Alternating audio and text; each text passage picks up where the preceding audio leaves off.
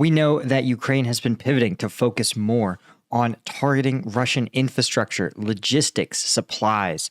Let's see if intercepted phone calls can indicate to us just how well their efforts are paying off. Let's get into it.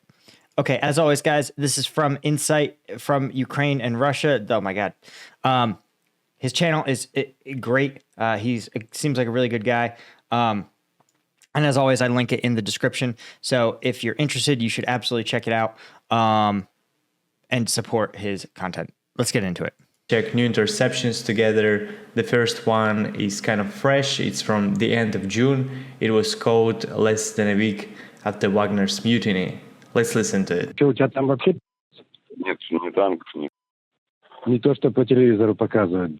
Но у них там все красиво. Это я говорю, только по телевизору. Они показывают Луганскую и Днепропетровскую область, где эти воюют, там техника у них, все по телевизору, только это показывают. Только у нас, вон у Андрюхи-то, танковый батальон. Я когда к нему приехал, у него один танк едет, 64-ка, это какого года, 70 какого-то года. Да. So he's literally correct. The Soviets would often name equipment after the year it was designed. So this was designed in 64, probably indeed from the 70s when it was rolled out. What I think is most interesting is that we're seeing Russia. Some analysts have speculated that Russia is very low on what they call combat reserves. Combat reserves is this idea of combat power that you do not allocate to any space on the front lines. And you want to have a combat reserve for almost every unit that's in contact, right? You need to have someone on speed dial. Now, obviously, sometimes it'll be like a company in contact will usually have, according to NATO doctrine, a platoon in reserve. A battalion in contact will have a company in reserve. So, right, and the more powerful, the larger the unit, the more, the further back and the longer lead time the unit needs to call up its reserve. That said, as they're saying here, that many of these Luhansk and Donetsk regions are where the tanks are allegedly allocated, according to this random person. I don't think that's correct, and here's why. When we look at the combat map of Russian activity, we could see, or rather, this is the control map, but we've seen a lot of activity indeed here in the Donetsk region. Actually, he may be right, because this is Donetsk outside of Avdiivka, where Chechen forces are trying to make advances. And then the other place we're seeing Russian forces, attempt to make advances is here near the Kreminna-Lyman axis of Luhansk province. Now, this is a bad decision for one simple reason, and that is this isn't where the fight is happening. Now, tanks are much less effective on the offense, but primarily Russian forces are heavily concentrated in the south, where they're fighting a defensive fight, and of course outside of Bakhmut, where they are also on the defense. So again, defensive fights don't necessarily favor or require armored forces, so it would make sense that tank battalions stationed there would likely have their vehicles stripped if there weren't enough tanks. If there wasn't enough tanks and tankers in reserve, they're going to be allocated to the front lines, but it creates issues, obviously, for reserve forces, especially these Russian forces on the defensive. They still will get tasked with counterattacking regularly in order to prevent Ukrainian forces from establishing strong defensive positions from recently liberated areas. So there's still an incentive for Russia to have tanks available. They just, they're not a priority. Одна стреляйте. Вот так и воюем, сука. Зато такие умные эти Шойгу, вся шушера это еб... Вот почему Вагнер распился. Нам все отпуска закрыли сейчас. Из-за этого? Ну, они их распределили, нет, что с ними-то? Их в Беларусь. Всех, что ли? На контракт. У нас в Беларусь сейчас люди приезжают. Но в основном там Дагестан, Осетина. Interesting. So Dagestan and Ossetia are actually separatist regions. Now, this may be a little bit of a rumor, since Dagestanis and Chechens are obviously more likely to be aligned with regional battalions or regional formations. But it is pretty interesting, again, that you have these Wagnerites where you have active duty Russian military, at least having a begrudging respect for Wagner forces. Эх, называют полудурки. Живем в говне. And we know that several months ago, Wagner lost the ability to recruit in Russian prisons. So it makes sense that they would turn to areas that are seen as marginal or maybe not even fully Russian. Dagestan, Ossetia are two great examples. Помойки. Понятно. Зато я тебе говорю, показывать. Вот показали бы это твари. Бензина они не дают. Ничего нет. Я тебе реально говорю, у нас здесь бензин, если покупать, вот я когда ездил на УАЗике пацанов вывозил, I mean, this stuff is wild. These stories are absolutely just bananas to me. And now, don't get me wrong. The U.S. military, when I was on active duty, we had a really hard time sometimes getting fuel delivered in a timely fashion to our base, right? Disrupting logistics convoys was a core tactic that the Taliban would use. They would target logistics convoys or sometimes plant IEDs simply to prevent convoys from crossing into along certain key routes, right? And when you can conduct that level of disruption, it's going to impact operations, right? You may have to make your patrols less aggressive or reduce your fuel requirements. Now, over time, we got very, very good. One, we would either patrol and have the patrol route stop by a base that did have fuel, and then we'd continue our patrol.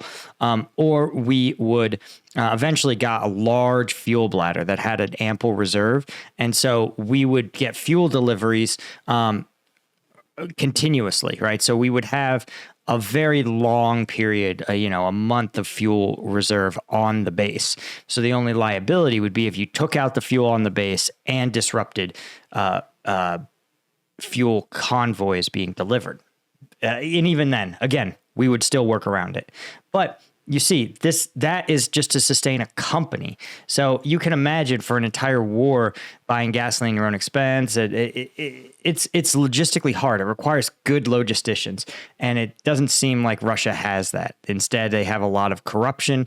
I suspect a lot of the gasoline allocated to this war effort was getting sold off. Эвакуационщики, мужиков возили 300. Бензин покупали за свои деньги. I have no idea if that's a lot. Вот и вот посчитай на УАЗике, вот когда у тебя колеса все на дисках, это вот смену, что тебе надо еще делать колеса, за свои же деньги купить. Ты знаешь, как я один раз пукнул, туда. Right. So this is fascinating. He states, after you're done with your shift, you need to fix and buy wheels with your own money. That is one of the things that actually the modern military also does that really aggravates me, is that they will have a process for holding soldiers liable for lost or damaged equipment.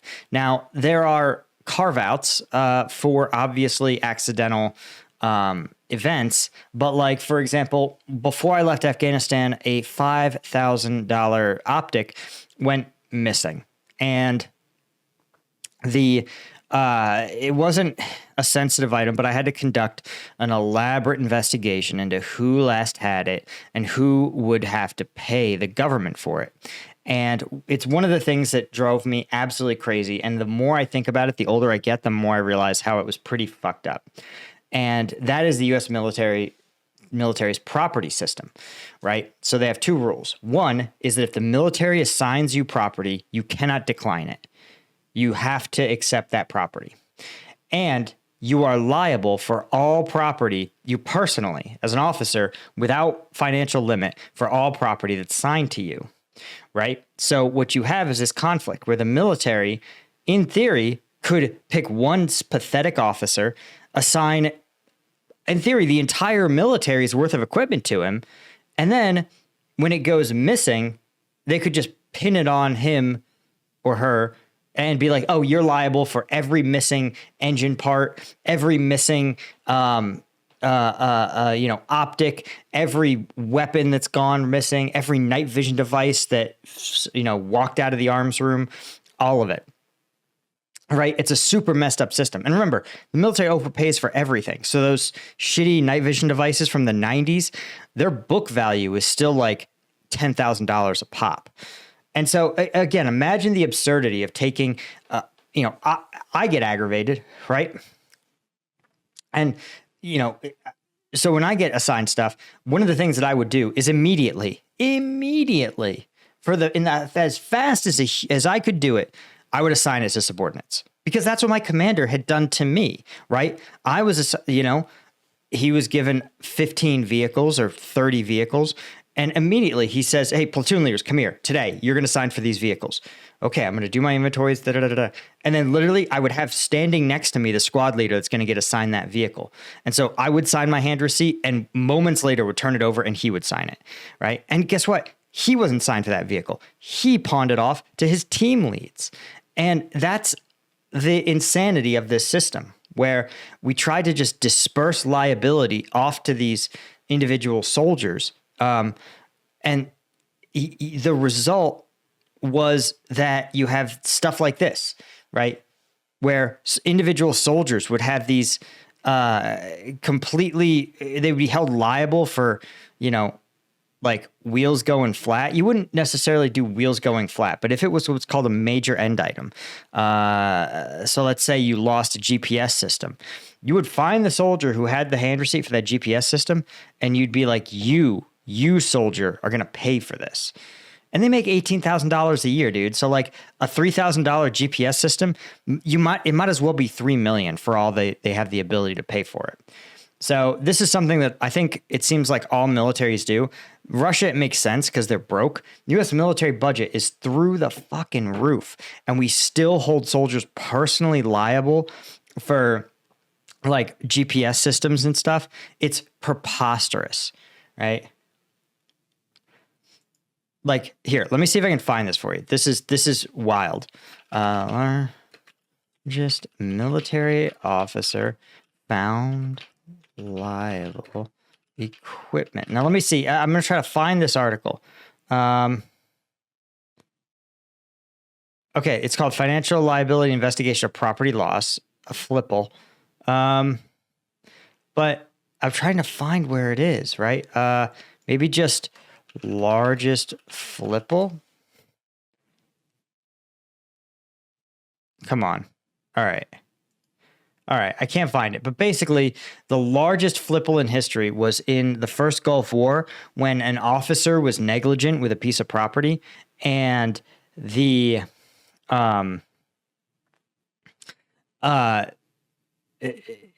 basically there was something negligent. It caused a small explosion in a fuel area, but because it was a yard with all this combat equipment, it detonated the entire thing. Like hundreds of acres of equipment went up.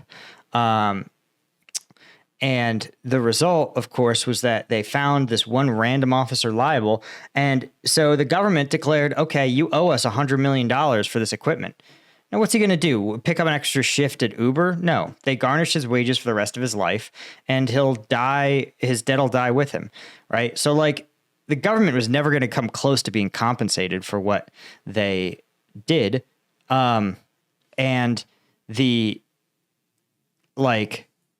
they're never going to get made whole. So all they do is torture a soldier who made a mistake, who, by the way, didn't have a choice about being sent to war, about the duty he was told to do. He may or may not have even had adequate training to do it. Who knows? Doesn't matter. He was liable, right?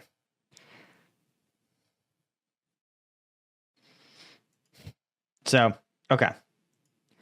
Sorry, just me griping about the way the military pawns things off on the junior soldiers. 3 раза пердежа обоссался. И они причем нас по оборудованию превосходят. Мы превосходим их численностью, они нас оборудованием. Guys, I remember everyone was joking about parachuting cases of vodka into the Russian trenches, so they get drunk and everyone shoots themselves or something. It turns out that it's not the best idea, because you actually can get a better gun if you have a bottle of Russian juice. according to this next interception. Let's listen to it. А вот ничего не буду говорить, да? А что, тебе надо, что ли? Ну, тут все заказывают водку, присылают там литр по 2, по 1,5, по 3. А ты что, пьешь? При чем тут пьешь? Если это валюта, вместо денег. Например? Ну, как, например, тебе, если что надо, это вместо денег. Надо мне что-нибудь к автомату, 1,5 отдал, взял. Yeah, this makes a lot of sense. This is really common, especially in environments like this one, right? Soldiers may not have access to their currency, and their local currency, right, rubles, isn't really that useful because you can't buy anything in Ukraine with Russian rubles. Maybe in occupied Ukraine, but who knows, right? So it makes sense that something like vodka is going to be in demand, sort of like cigarettes in prison. They're both used and also a store of value. And this is what good money is, frankly. Good money is going to be a store of value. And yeah, evolving these barter systems, very common in environments exactly like this one, where people are highly restricted, highly controlled. It's natural that they evolve different types of currency. When I was deployed, right, it was hard to get access to hard cash. And so oftentimes Monster energy bottles, how they used to have the twist off cap, those caps would be used as poker chips. And the idea was that at the end of the deployment, people would square up. There was a designated value for what the chips were worth, and you would square up with everybody. But the